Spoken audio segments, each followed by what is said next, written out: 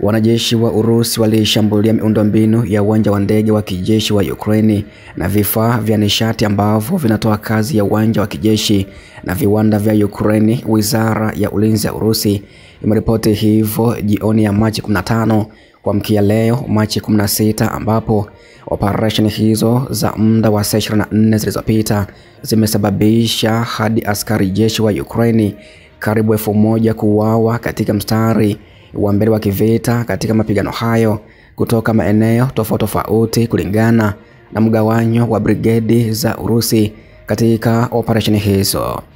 Pia kupitia nambari ya 0679619650,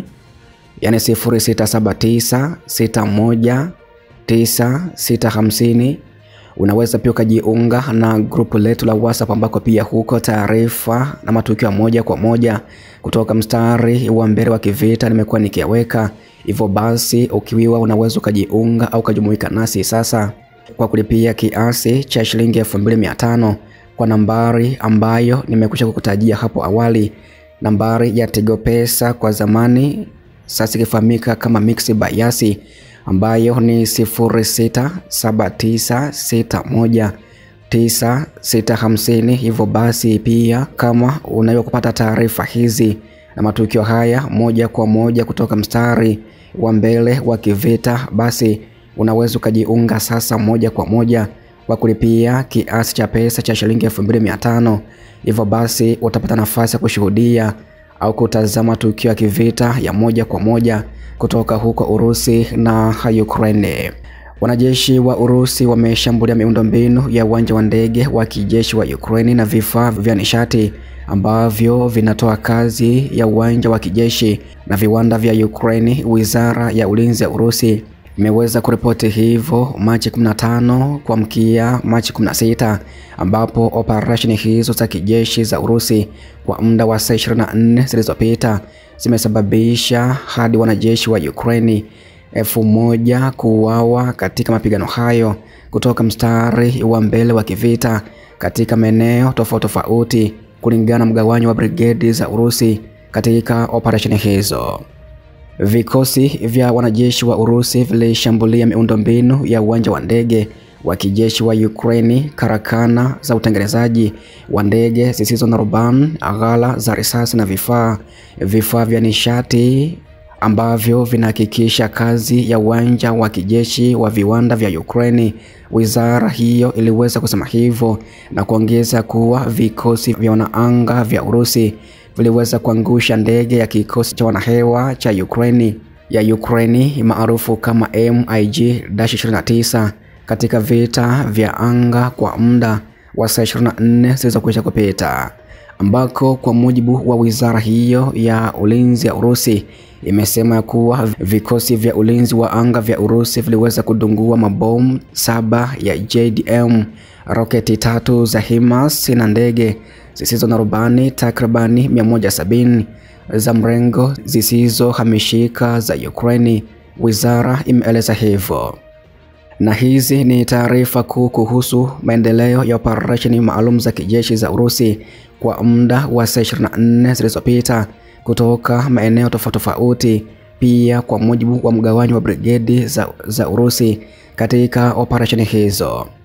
ambako kituo cha vita kimeshinda brigedi za Ukraine katika mkoa wa Dnipropetrovsk na Jamhuri ya Watu wa Donetsk, ambako Ukraine ilipoteza hadi wanajeshi 465, wizara imeeleza hivyo. Kituo cha vita kiliendelea kusonga mbele katika ulinzi wa adui na kushinda brigedi 5 za Kiukrainia katika mkoa wa Dnipropetrovsk na huko Jamhuri ya Watu wa Donetsk. Aidha, wizara hiyo ilisema ya kuwa wanajeshi wa Ukraine walipoteza magari 4 ya kivita, ikiwa ni pamoja na gari la kivita la Bradley lilotengenezwa huko nchini Marekani, magari 8 na bunduki 3 za kivita. Pia nalo kundi la vita la Urusi Kaskazini liliweza kuondoa wanajeshi takribani 44 wa Ukraine katika siku la kwisha kupita, wizara imeeleza hivyo. Ambako katika eneo la Kharkov, kundi la vita la kaskazini liliweza kushinda brigade mbili za Ukraine zinazotumia Mekhanski karibu na makazi ya huko Volchansk na Lipsy katika mkoa wa Kharkov, ambako Ukraine ilipoteza hadi wanajeshi 45, lakini pia magari 4, bunduki ya kivita na kituo cha kijasusi cha elektroniki, wizara imeeleza hivyo. Nalo kundi la vita la Urusi la Magharibi liliweza kuangamiza zaidi ya wanajeshi 255 wa Ukraine katika siku la kwisha kupita kutoka eneo hilo, ambako Ukraine ilipoteza zaidi ya wanajeshi 255, magari 4 ya kivita ikiwa ni pamoja na gari la kivita la Bradley ambalo limetengenezwa huko nchini Marekani, lakini pia Pinsigar Vector ya kivita ya Austria, lori 2 za mizigo, bunduki 4 za kivita na bohari 3 za risasi. Wizara iliweza kueleza hivyo kuhusu taarifa ya operation ya kijeshi kutoka kundi la vita la Urusi la Magharibi.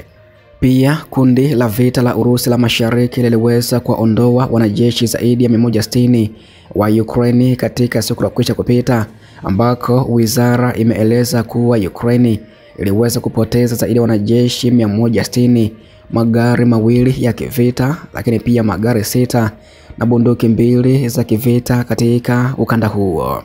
Nalo kundi la vita la Urusi la Kusini liliweza kuondoa au kuangamiza wanajeshi wa Ukraine zaidi ya 260 kwa siku la kwisha kupita kutoka ukanda wa brigade hiyo, ambapo Ukraine kwa ujumla ilipoteza zaidi ya wanajeshi 260, shehena ya kivita ya M113 iliyotengenezwa nchini Marekani, lakini pia magari 5, bunduki ya kivita, lakini pia RAK-ACA-12 MLRS iliyotengenezwa Croatia,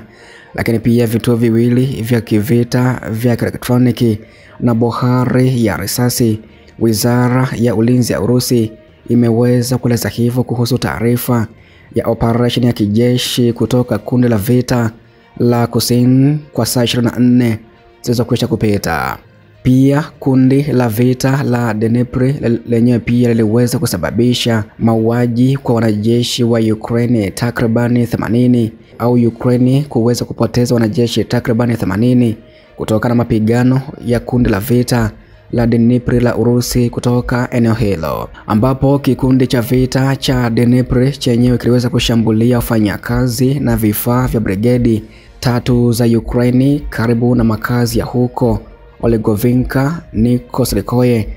na Sadovoye katika mkoa wa Kherson